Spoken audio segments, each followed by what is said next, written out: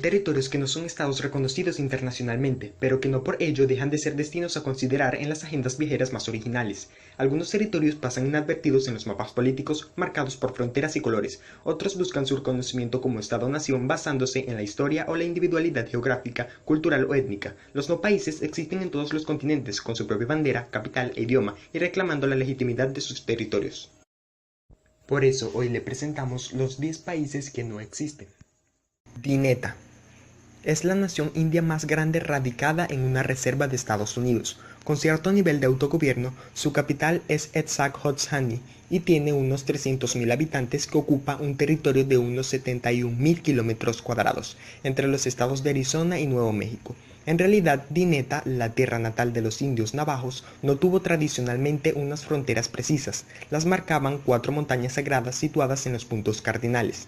Este territorio lo perdieron a mediados del siglo XIX, cuando fueron obligados a trasladarse a punta de pistola a un cargo de internamiento a más de 560 kilómetros de distancia. En 1868 se les obligó a firmar un tratado por el que se les confiscaban un 90% de sus tierras y se les permitía vivir en el resto. Con el tiempo se les fueron devolviendo las tierras y hoy la nación navajo ocupa la mayor reserva india de Estados Unidos. En 1920 se les otorgó la ciudadanía estadounidense y en 1975 se les concedió el autogobierno, lo que les permitió detener la extradición de uranio que les había dado trabajo desde después de la Guerra Mundial, pero que también provocó innumerables muertes por la exposición a la radiación. El autogobierno permitió prohibir la extracción, aunque el precio ha sido alto, casi un 50% de paro y muchas carencias de suministros básicos. Cristiania. Esta comuna autónoma de Dinamarca es todo un ejemplo de conquista de libertades, aunque en ella apenas viven 850 personas y ocupa menos de 1 kilómetro cuadrado. Surgió como un experimento social en 1971 en el corazón de Copenhague, con la idea de un grupo de hippies imbuidos del espíritu de la revolución cultural de los 60 que ocuparon un viejo cuartel y pusieron en marcha una sociedad alternativa estructurada anarquista. Desde entonces ha mantenido un estatus especial, aunque la realidad es que los daneses no saben muy bien qué hacer con Cristiania. En 2012 ofrecieron a sus habitantes la posibilidad de comprar los terrenos que ocupan, pero esto significaría traicionar a los principios anticapitalistas de Cristiania. El colectivo tiene un plazo hasta el 2018 para decidir qué hacer con su futuro. De momento, los visitantes recorren con curiosidad este barrio especial de Copenhague lleno de casas, colirios murales y esculturas al aire libre, cafés, restaurantes, bares y clubs nocturnos. Hoy por hoy sigue siendo un espacio alternativo donde solo existen 3 reglas: no consumir drogas duras, no hacer fotos y no correr. Cristiania es el lugar más visitado de la capital danesa después de Trípoli. La isla de Man, conocida también como Eyan, Banin o Manin, la isla de Man es autónoma dependiente de la corona británica, pero sin formar parte de la Unión Europea. Físicamente está entre Inglaterra e Irlanda. Aquí, hace muchos años, la gente han logrado históricos hitos en la conquista de las libertades y derechos. Su parlamento es el órgano de gobierno vigente más antiguo del mundo y ha dirigido la isla desde la llegada de los vikingos a finales del siglo XVIII. Fue también la isla de Man donde en 1881 las mujeres pudieron votar por primera vez y en 2006 se convirtió en la primera nación de Europa Occidental que estableció el derecho al voto a los 16 años. Barotselandia es una antigua monarquía que quiere ser reconocida como nuevo estado africano. Tradicionalmente es un reino móvil, el reino de los Lodi o Barotse, donde cada año cuando las aguas del río Zambeze se filtran lentamente en los prados, sus habitantes se desplazan a tierras más altas. Esta migración anual se celebra como una ceremonia conocida como Kuomboka, literalmente para salir del agua. Así ha sido siempre. El reino tiene una historia que se remonta a 5 siglos, aunque durante la época colonial fue un protectorado británico con más autonomía que el resto de la colonia de la que formaba parte, Rodesia del Norte. Barotselandia formaba parte de lo que terminaría siendo Zambia, pero cuando llegó la independencia en 1964 nunca se cumplieron las condiciones de autogobierno que se habían prometido para este reino.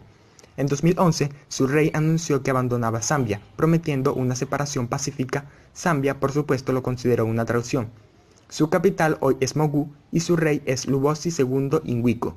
El reino ocupa 126.000 kilómetros cuadrados, tiene más de 3 millones y medio de habitantes, 2 idiomas oficiales y 37 lenguas tribales. Principado de Seborga. Este diminutivo principado italiano en la frontera con Francia se declaró independiente de Italia en 1995 tras convocar un referéndum. El jefe de la cooperativa local de floricultores, Giorgio Carbone, informó en 1995 a los habitantes del histórico municipio del noroeste italiano que su pueblo no formaba parte de la Italia, puesto que nunca aparece mencionado expresamente en los tratados de creación del Estado italiano o en las transacciones de compra y venta sobre esta zona tan habituales en las casas de Saboya. Un referéndum local avaló la independencia. Carbone aceptó el título honorífico de Su Tremendidad y fue nombrado príncipe de por vida, siguiendo una tradición de la Edad Media.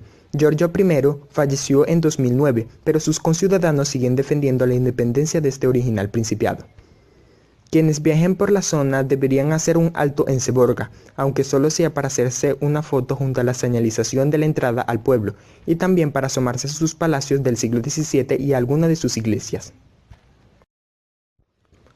Redonda, su primer rey, declaró la soberanía en 1985 y varios aspirantes al trono se disputan hoy la corona de esta isla sin población y con una superficie de menos de 2 kilómetros cuadrados. Una nación ficticia creada en la isla deshabitada de Redonda, una dependencia de Antigua y Barbuda. Dicen que fue el mismísimo Colón el primero en divisar la isla en su segundo viaje en 1493. Unos 400 años más tarde, un comerciante de la vecina isla Montserrat, Matthew Shield, reclamó la isla como su reino y se dedicó sobre todo a la extracción del guano como fuente de ingreso. La actividad cesó bruscamente al estallar la Primera Guerra Mundial, pero la monarquía de aquel reino persistió en el exilio. El primer rey abdicó en su hijo de 15 años, Matthew Field Shield, que se convirtió más tarde en un popular novelista británico y en su lecho de muerte legó la isla de Redonda a un poeta, su asesor literario. En sus últimos años, el rey poeta pasó su tiempo en una taberna de Londres, donde a cambio de una copa concedía títulos de duque o de caballero inscritos al dorso de una servilleta. Hoy no se sabe muy bien quién es el sucesor y hay hasta 9 aspirantes al trono. Sealand o Marlanda, fundada en 1967 en la alta mar, unas 7 millas náuticas al este del Reino Unido, Sealand tiene solo 27 habitantes. Está defendida por la familia Bates, que ocupó esta plataforma de acero y hormigón construida en 1943 por la Armada Británica. Roy Bates, un antiguo comandante de infantería, se instaló allí para poder emitir música pop desde una emisora de radio pirata situada fuera de las aguas territoriales británicas, y allí se quedó haciendo frente incluso a algún intento de golpe de estado. Roy falleció en 2012, pero su saga real ya va por la 4ª generación con el nacimiento del príncipe Freddie, nieto de Michael.